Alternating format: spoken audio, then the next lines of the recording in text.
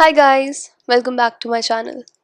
Last video में हमने global indicators discuss किया था, जिसमें से हमने out of 10 global indicators 5 complete कर दिए, which is western hemisphere, eastern hemisphere, trans Siberia, Russian route and Far east.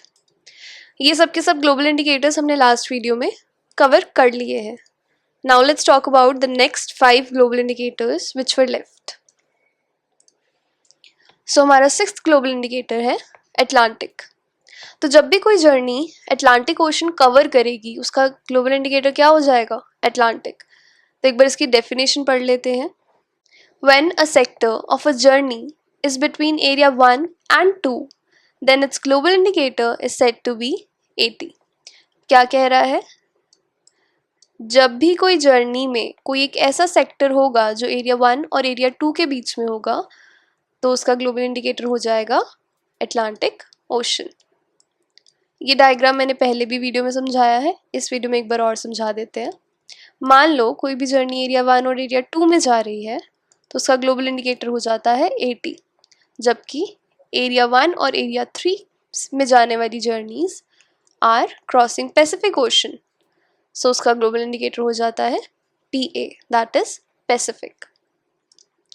चलो इसका एग्जाम्पल देखते हैं। एक लेट्स से एक जर्नी है ब्राज़ीलिया से हम जा रहे हैं रियो, रियो से जा रहे हैं पेरिस।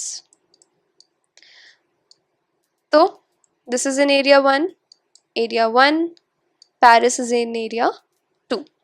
तो एरिया 1 से एरिया 2 गए तो कौन सा ओशन कवर हुआ? Atlantic ocean. तो इसका ग्लोबल इंडिकेटर हो जाएगा अटलांटिक ओशन, AT। ऐसे ही एक और एग्जांपल लेते हैं इसका। मान लो कि हमारे पास एक जर्नी है कायरो से हम जा रहे हैं नायरोबी, नायरोबी से बर्लिन और बर्लिन से डेनवर। ये तो सारे मनी हाइस्ट के कैरेक्टर्स आ गए। Okay, so Cairo is area 2, Nairobi area 2, Berlin is in area 2 and Denver is in area 1। ठीक है, तो एरिया 2 से एरिया 1 में भी आते हैं, तभी मैंने डबल साइड एरो लगाया है कि एरिया 1 से 2 में जा रहे हैं या एरिया 2 से 1 में आ रहे हैं। ग्लोबल इंडिकेटर हमारा अटलांटिक ही रहेगा। Okay, so the 7th global indicator we have is South Atlantic. तो साउथ अटलांटिक क्या कहता है? When going from South Atlantic to South East Asia और South Asian subcontinent via Central Africa, South Africa और Indian Ocean island, then the global indicator for the journey is South Atlantic. तो क्या कह रहा है? कोई भी journey अगर साउथ अटलांटिक से, साउथ अटलांटिक में 5 कंट्रीज आती हैं, ये मैंने बताई थी पहले भी। साउथ अटलांटिक से हम जा रहे हैं साउथ ईस्ट एशिया या साउथ एशियन सब कॉन्टिनेंट, बट क्या क्रॉस करते हुए जा रहे हैं? सेंट्रल अफ्रीका, साउथ अफ्रीका या फिर इंडियन ओशन आइलैंड, तो वो जर्नी हो जाएगी हमारी साउथ अटलांटिक। इसका एग्जाम्पल देखते हैं। मान लो हमारे पास एक जर्नी है मॉन्टेविडेओ से हम जा रहे हैं लुकासा, लुकासा से हम जा रहे हैं बैंकॉक। ठीक है, ये एक आइटनरी है हमारे पास। तो Montevideo is in area 1, that is South Atlantic, sorry, that is South Atlantic. Lukasa is in Central Africa, okay, area 2. Bangkok is in area 3, that is Southeast Asia. तो ये जर्नी साउथ अटलांटिक से central America से south East Asia जा रही है। Okay, तो इसका global indicator क्या हो गया? South Atlantic. क्लियर है? एक और एग्जांपल देखते हैं। अब ये डबल साइड एरोज जो लगाती हूं मैं, एक सेकेंड,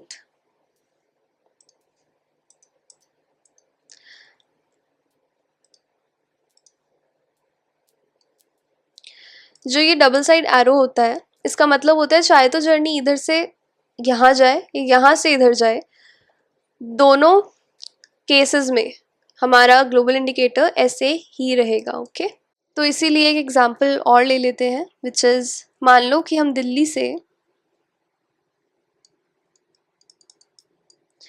जोहान्सबर्ग से Rio de Janeiro. Okay, Delhi is in area 3, south Asian सब continent. Johannesburg area 2, that is South Africa, and Rio is in area 1, South Atlantic। ठीक है, तो इसका भी ग्लोबल इंडिकेटर क्या हो जाएगा? South Atlantic. Okay, now let's talk about the 8th global indicator which is Pacific. तो जब भी कोई जर्नी पैसिफिक ओशन क्रॉस करेगी उसका ग्लोबल इंडिकेटर हो जाएगा पैसिफिक। अटलांटिक जैसा ही सिंपल ये भी टॉपिक है। तो इसका एग्जांपल ले लेते हैं। मान लो हमारे पास एक जर्नी है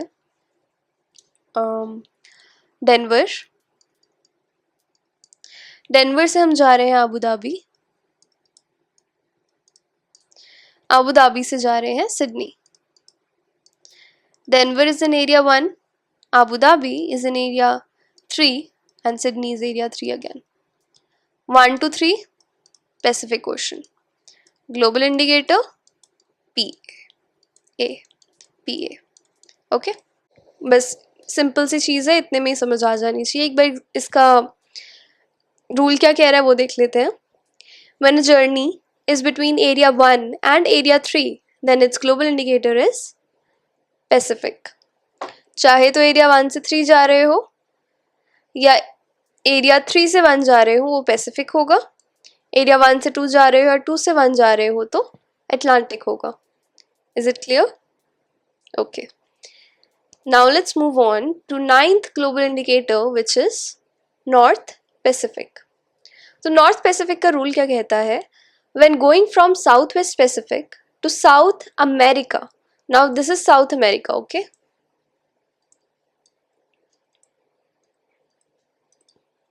अगर साउथ अटलांटिक होता तो मैं लिखती SATL। SATL is South Atlantic, SA is South America. When going from Southwest Pacific to South America via North America, then the journey's global indicator is said to be PN, North Pacific। क्या कह रहा है? जब कोई भी journey हो वो south West Pacific और साउथ अमेरिका के बीच होगी, लेकिन वाया मतलब कौन से बीच में वाया पॉइंट्स होंगे? नॉर्थ अमेरिका के, तो उस जर्नी का ग्लोबल इंडिकेटर हो जाएगा नॉर्थ पैसिफिक। एग्जाम्पल से इसको समझते हैं। लेट्स से कि हमारे पास एक जर्नी है सिडनी से मॉन्टेविडेयो। ठीक है, सिडनी से न्यूयॉर्क, न्यूयॉर्क से हम गए मॉन्टेविडेयो। तो Sydney is in area 3, that is South West Pacific. न्यूयॉर्क एरिया 1, नॉर्थ अमेरिका। अगर नॉर्थ अटलांटिक होता तो मैं लिखती NATL, NA लिखा है तो North America. Montevideo is in area 1, that is South America.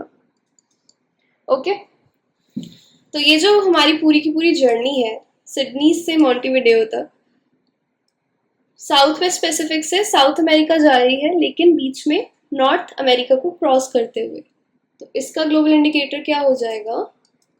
North Pacific, that is PN।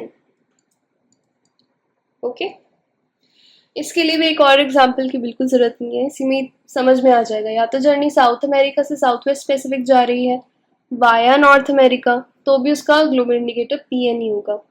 ठीक है, I hope it's clear. Now let's talk about the last and final global indicator which is AP। सारे के सारे global indicators खत्म हो चुके हैं इसके बाद, तो बस हमें क्या करना है? रिवाइज करना है। आई होप आप सब नोट्स बना रहे हो, जितनी भी मेरी वीडियोस आप सब देखते हो उसके नोट्स ज़रूर बनाना, बिकॉज मैं नहीं चाहती कि जब रिविजन पे आओ तो पूरी की पूरी वीडियो देख रहे हो, 30 मिनट्स की वीडियो है उसको देख रहे हो, तो इसमें आपका बहुत टाइम जाएगा। ऑलवेज मेक योर नोट्स, ताकि उसे पढ़ने में सिर्फ 5 से 10 मिनट लगे, उससे ऊपर नहीं लगे। जब आगे आगे जाकर और वीडियोस आएंगी और नए नए टॉपिक्स आएंगे तो वो सब टॉपिक्स भी कवर करने हैं हमको। हम पहले वाले वीडियोस को रिवाइज करने में टाइम वेस्ट नहीं कर सकते।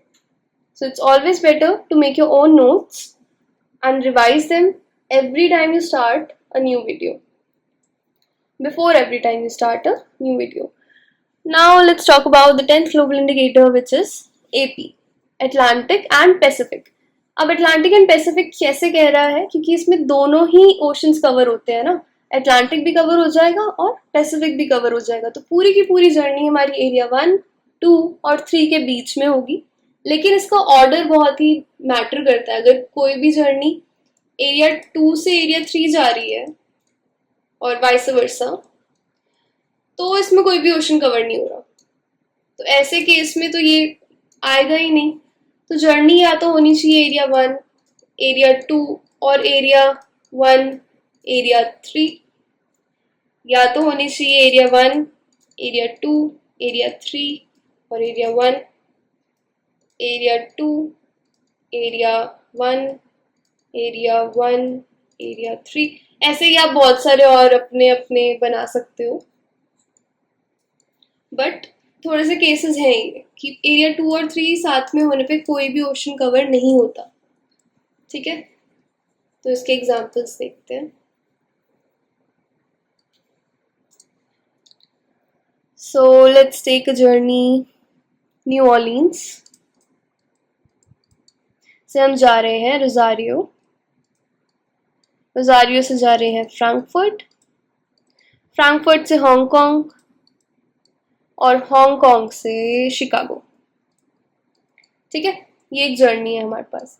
तो new Orleans is in area 1, Rosario is in area 1, Frankfurt area 2, Hong Kong is in area 3, Chicago is in area 1।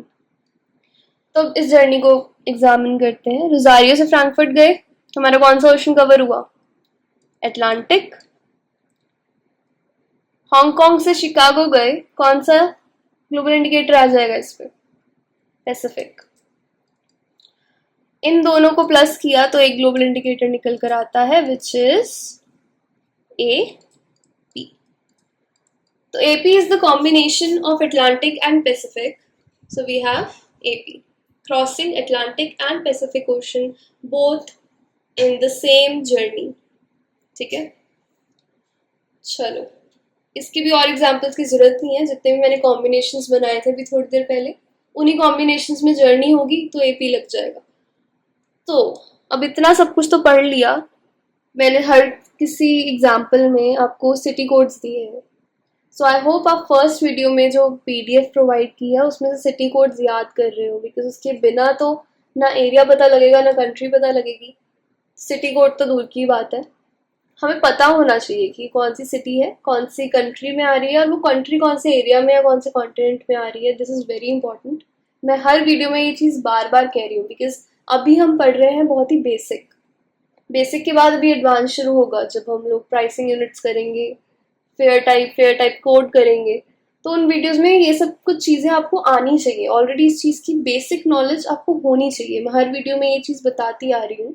I hope आप इसे नोट कर रहे हो और इसको याद करोगे। सो एक और चीज़, मैंने लास्ट वीडियो में आपको कुछ प्रैक्टिस क्वेश्चंस दिए थे। सो एक बार उनको देख लेते हैं। उनके आंसर्स इस वीडियो में आपको देने थे, तो ये रहे। ठीक है, मैं हर एक जर्नी को डिस्कस नहीं करूंगी वरना ये वीडियो लंबी हो जाएगी, बिकॉज मैं ऑलरेडी पहली वीडियो में अच्छी तरह से हर एक ग्लोबल इंडिकेटर समझा चुकी हूँ। तो ये वाले तो इजी ही थे, समझ में आ ही जाएंगे। तो please take a screenshot of the answers if you want the answers.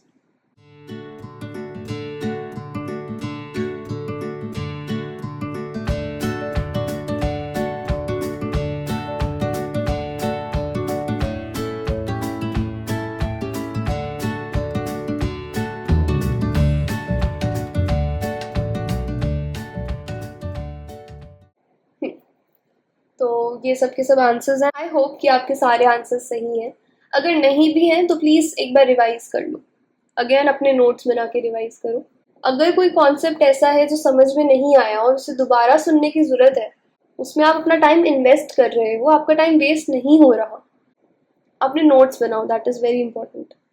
चलो, आज के प्रैक्टिस क्वेश्चंस ये रहे। स्क्रीनशॉट ले लो, लिख लो अपने नोट्स में। अगर साथ साथ नोट्स बना रहे हो तो please take screenshots of this.